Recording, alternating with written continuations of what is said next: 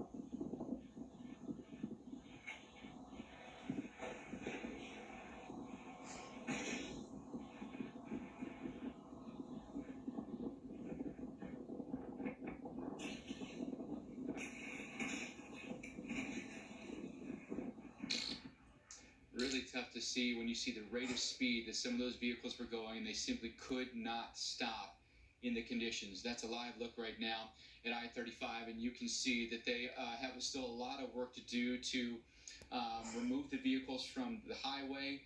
Again, what we do know is that half a dozen people, unfortunately, were killed. You see the images here of the vehicles just stacked upon each other here, and it was just a very thin glaze of ice, but enough to prevent the road conditions from being navigable. Certainly at highway speed, they were not.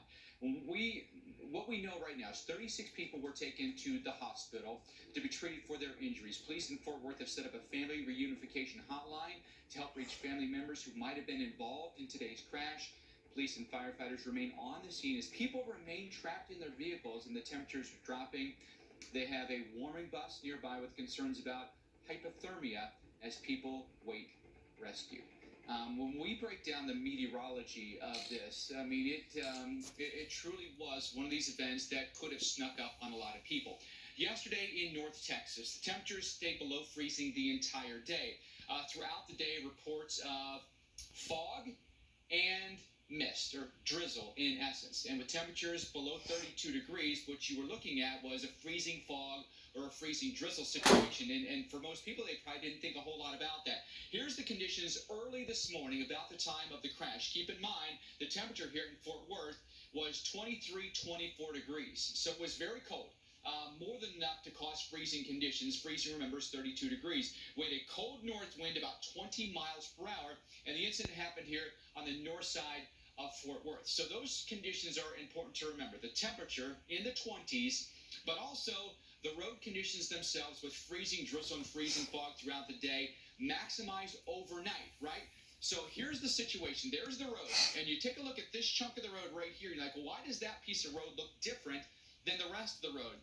That is concrete, not asphalt, and it's a bridge. And so we're talking elevated surface now. So keep in mind, remember, air temperature was 24 degrees. You had an exposure on the surface that was basically 24 degrees. But then there's no insulation underneath, and so you had air free to pass underneath the bridge also at 24 degrees. So in essence, you were getting sandwiched by freezing temperatures both sides of the bridge, which may have allowed it to freeze and cause the conditions on the bridge to be colder than on the asphalt surfaces on each side of that bridge. By the way, from the U.S. Department of Transportation, 1,200 vehicle accidents every year are related to weather. 418,000 people are injured, and more than 5,000 people, Alex, are killed in those accidents. That was a tough one to watch this morning. Scary stuff indeed. This fiery crash involving more than a dozen vehicles outside Atlanta today may also have been caused by the weather. One person